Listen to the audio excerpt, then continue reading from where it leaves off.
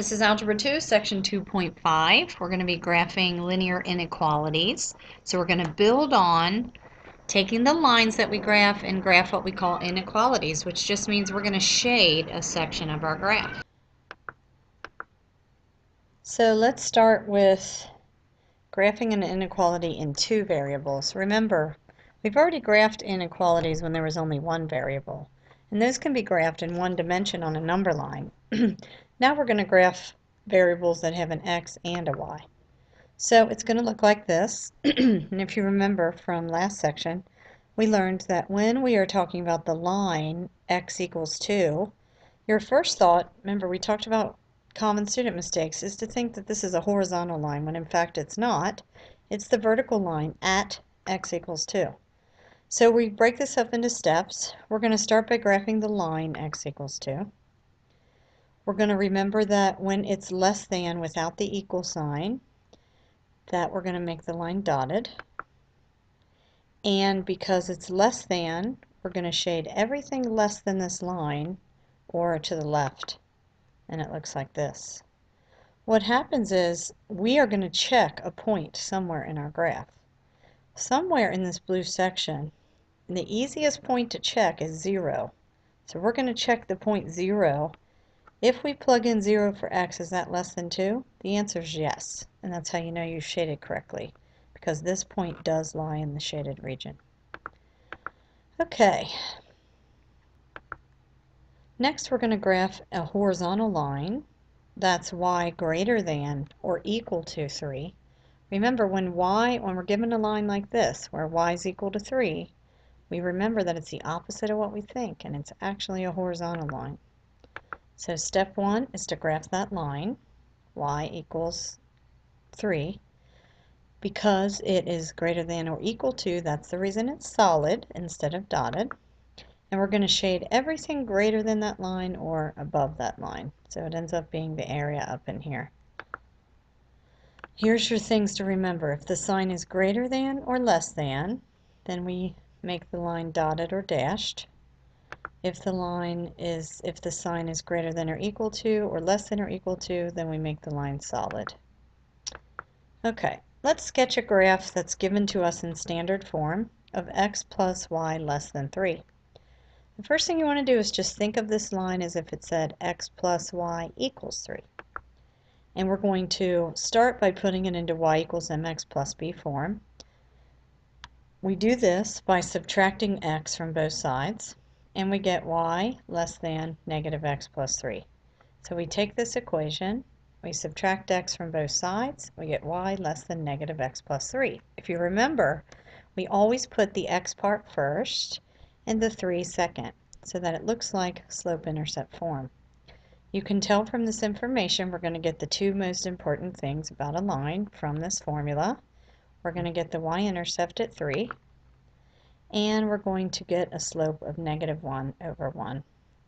Remembering that less than means we use a dotted line, we're going to start by plotting the point y equals 3, not the y-intercept. Then we're going to go down 1 over 1, down 1 over 1. And we're going to go ahead and graph the line using dashes or dots. Once we determine this, we go back up to our sign, either here or here, and we realize that y is less than the line negative x plus 3. So we're going to shade below. Below the line is less than. Testing our dot, remember we always pick the dot 0, 0. What happens when we plug in 0, 0 into this equation? We put a 0 for y, we put a 0 for x. Is 0 less than 3? The answer is yes. So we put a check mark and we know that we've shaded correctly. Always pick the point 0, 0. This step 4 is going to be something you're going to be likely not to do. And I need to make sure when you do your practice problems in a little bit on the worksheet I gave you that you show me the test point 0, 0 and what you got when you plugged it in, so that you can show that it satisfies your original equation. Okay, according to the end grade quiz you guys took, your favorite way to graph lines is using the intercepts. I also personally think this is the easiest, especially when we're given the equation in standard form the way this one's written. So if you could think to yourself, if this said y plus 1/2 x equals 1, we would know that this was in standard form. When we graph this line using the intercepts, the first thing we're going to do is we're going to take the original equation and use the cover-up method. So we're going to take our finger and we're going to cover up the y. When we cover up the y, we're left with 1/2 x equals 1. To get to x in this situation, we need to multiply both sides by 2. When we do that, the 1/2 will cancel out, and we're going to be left with x equals 2. So for y equals 0, we get the point x equals 2, or 2, 0. Let's do the same thing for the y-intercepts. For the y-intercept, I'm going to cover up the x value. And you can see easily that our y-intercept is y equals 1. So we're going to go ahead and graph the point 2, 0. That's our x-intercept. And we're also going to graph the point 0, 1. This point we're going to realize, remember step 2 is always figuring out dotted or solid. Since this symbol is just less than, and there's no equal to underneath, we're going to make a dotted line. And since it is less than, we're going to shade below. And all of that area is the graph of the function y plus 1/2 x is less than 1. Now our test point, as you remember, is always 0, 0. Of course, your 0, 0 may not lie in your area, so you have to be real careful with this. The ones I've shown you so far, 0, 0 does lie in the area. What happens when I plug in 0 into this original equation? 0 for x and 0 for y. I get 0 plus 0. That's why I wrote it down here. And then I show that it's less than the original equation 1, which is in fact true. So I know I've shaded correctly.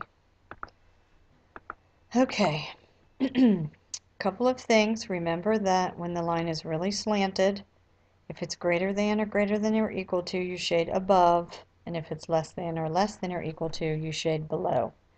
This one, you may kind of think to yourself, I should shade on the left. It's easier to think of above and below instead of left and right, because less than is always going to be below the line.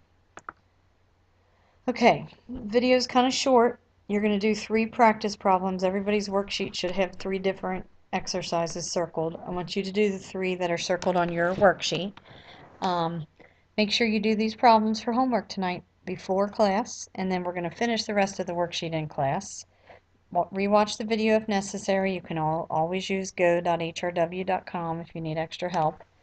And make sure that you show the test point work. If the worksheet asks you to graph it in y-intercept form, slope-intercept form, then you need to show me y equals mx plus b. If the worksheet tells you to use intercepts, then you need to show me the intercepts and show me the x and y-intercept.